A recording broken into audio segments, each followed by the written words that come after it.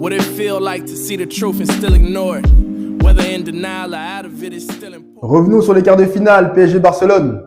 Alors, comme je vous l'avais dit dans la précédente vidéo, c'était du 65-35 pour Paris.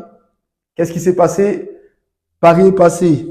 Mais revenons plus en détail sur cette performance parisienne. On va d'abord parler du PSG, ensuite du Barça.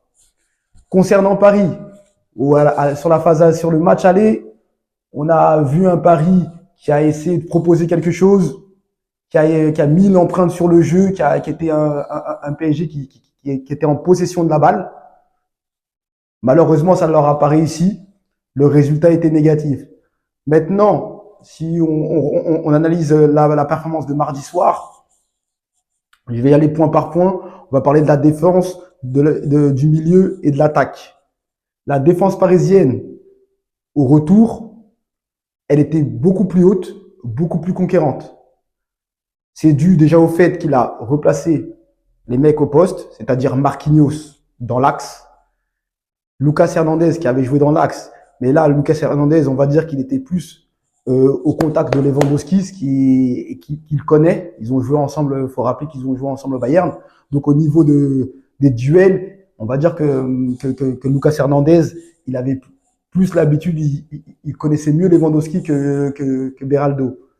Maintenant, Nuno Mendes à gauche, c'était pareil à l'aller. On va dire que les 20 premières minutes, Yamal lui a donné ce qu'il devait lui donner sur le côté. Donc c'est sa seule erreur du match. Son erreur en fait, il lui a trop ouvert la porte. Mais mis à part ça, on va dire que la défense parisienne, elle était cohérente. Au milieu de terrain, il est repassé à 3, ce qui est beaucoup plus cohérent pour ce Paris Saint-Germain-là, avec Vitinha qui était en sentinelle, à sa droite Zahir Emery et à gauche Ruiz. Vitinha qui monte en puissance depuis le début janvier et qui a fait un excellent match. Son apport offensif, parce que quand le PSG avait la balle, Vitinha, balle au pied, gagnait beaucoup de mètres, percuté, ce qui n'était plus arrivé depuis l'époque Verratti et la grande époque Verratti. Quelqu'un qui, balle au pied au milieu de terrain, arrive à progresser. On dit toujours le milieu de terrain, il casse les lignes par une passe. Lui, il a réussi à progresser balle au pied. Ça a fait très mal au milieu de terrain de Barcelone. Zahir Emery qui amenait bien l'équilibre avec Ruiz qui se projetait beaucoup vers l'avant, qui allait donner un coup de main à Barcola pour le dédoubler, ce qui était très bien. C'était un peu moins le cas avec Zahir Emery du côté Ousmane Dembélé parce que Hakimi le fait très bien, d'accord. Donc c'était très bien du côté parisien. En attaque, comme je vous l'avais dit dans mes prédictions, hein, Paris ça va vite.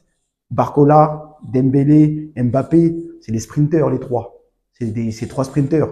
Ce qui fait que Barcelone était obligé de limiter l'espace, donc de jouer bas. Si le Barça joue bas, c'est assez pour attaquer, il faut faire 80 mètres. C'est chiant. Donc Paris a bien occupé les zones du terrain. Maintenant, quand tu vois les 20 premières minutes, vous voyez bien que bon, on va se dire honnêtement, s'il n'y a pas le carton rouge, l'issue du match n'est pas la même. Mais bon, on va passer côté Barça. Côté Barcelone, ils ont essayé de reproduire ce qu'ils ont fait à l'aller, c'est-à-dire jouer bloc bas, ne pas laisser d'espace dans son dos.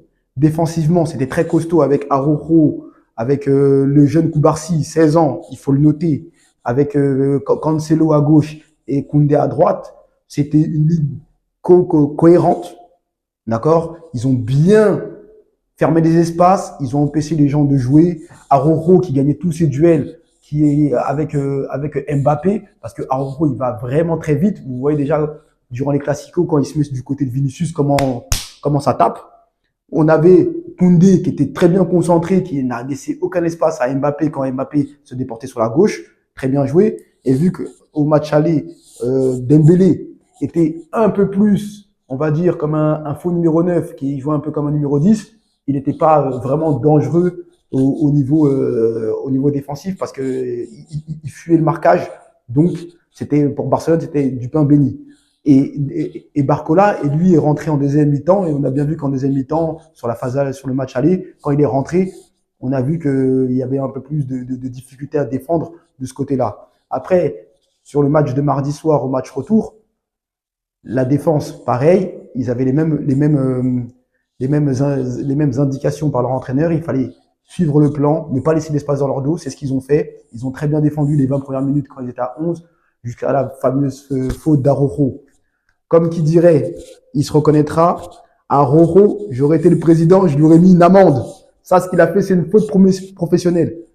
Il part au but, tu mènes 1-0, 20 minutes, 29 minutes de jeu, tu fais une faute. Oh, ça, c'est la défense des poussins, ça. Toi, tu te défends comme quelqu'un qui est en moins de 13. Là, tu laisses une chance à Ter Stegen d'arrêter le ballon. On est tranquille. Mais bon, comme étant un ancien joueur, j'ai vécu des situations comme ça où les défenseurs, ils m'ont fait des fautes, où les défenseurs de mon équipe ont fait des fautes. Ça va vite. On ne se rend pas compte, mais nous, ça va à 4000. Il fallait qu'il prenne la décision. Araujo, il n'a pas tant d'expérience que ça en Ligue des Champions. Je crois que c'est sa 3e saison. Voilà, à ce niveau-là, c'est des détails qui payent. Après, une fois qu'on a pris le carton rouge, après, on a bien vu, hein, au milieu de terrain, Barcelone, De Jong, il revient de blessure. Il avait que 75 premières minutes à Paris au match aller. Là, bah, c'est son deuxième match. Dans un match comme ça, où tu joues à 11 contre 10, les courses, tu cours et que t'as pas la balle, c'est compliqué. Pedri, lui aussi, revient de blessure. Dans un match où t'as pas le ballon, Pedri, c'est pas un milieu de terrain de devoir qui va faire beaucoup de courses, donc c'est compliqué. À sa droite, on avait Gundogan. Gundogan, bah, c'est le Gundogan qu'on voit depuis la reprise, qui est un bon Gundogan, qui est redevenu le Gundogan de City, mais à 11 contre 10, Gundogan aussi, c'est pas un joueur de devoir. Offensivement, le petit Yamal, qu'est-ce qu'on peut lui reprocher? À l'aller, il déborde, il fait le petit centre, but de Rafinha, rien à dire. En plus, au match aller, il était malade. Au match retour, il a attrapé Nuno Mendes. Il lui a dit, à droite, à gauche, tiens pour toi, c'est gratuit. Centre devant le but, but. Même le petit, il a 16 ans. Je vous ai dit, ce petit, il va aller loin. C'est un petit crack. Lewandowski, qu'on annonçait cramé, super fort dos au but, qui était en forme qui était un relais pour l'équipe. Tout ce qui passait au niveau du jeu long, jeu dos au pied où il fallait garder la balle, faire monter le bloc, très très fort. Rafinha, qui était la bonne surprise de ces quarts de finale, parce que dans la vidéo, là, je l'avais tensé, on dirait, il a regardé, hein. Peut-être regarde-t-il l'œil de Zoron.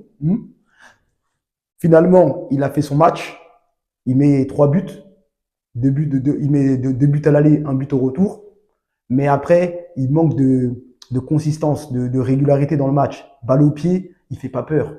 Il peut pas faire reculer son défenseur. Et ça, par rapport à Yamal, c'est l'équilibre qu'on n'a pas. On n'a pas 2 percuteurs. On a un percuteur et de l'autre côté, on a un joueur qui est plutôt un milieu de devoir. Mais dans l'ensemble, c'était cohérent. Le carton rouge leur a fait mal. Cancelo, là, la faute sur Dembélé. Oh, c'est abominable. Comment un mec comme lui peut faire ça comme ça, hein? Là, moi, je suis le président du Barça, je le vire. Va chercher un club. C'est quoi ça? Tu nous coûtes une qualification à 50 millions d'euros. Parce que à cause de ça, il faut savoir que le Barça ne pourra pas jouer le mondial des clubs en 2025. Là, on pouvait le jouer. On ne pourra pas le jouer et c'est 50 millions d'euros la qualification quand on sait les caisses du Barça. Assez compliqué. Donc, dans l'ensemble, je vais faire un petit aparté, une petite parenthèse sur Kiki de Bondy. Kiki de Bondy, tu t'es reposé en équipe de France. En match aller, on a dit, ouais, t'étais pas dans les bonnes conditions, t'étais pas un leader. Match retour, c'est comment? Là, avant-hier, t'as marqué. On t'a donné le penalty, t'as marqué un but à la 88e, etc. Mais dans le jeu, c'est pas ça.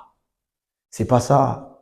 Je pense que on doit faire une vidéo sur toi et Haaland. Parce qu'au quart de finale, là, vous deux, vous nous avez déçus. On reviendra lors d'une prochaine vidéo.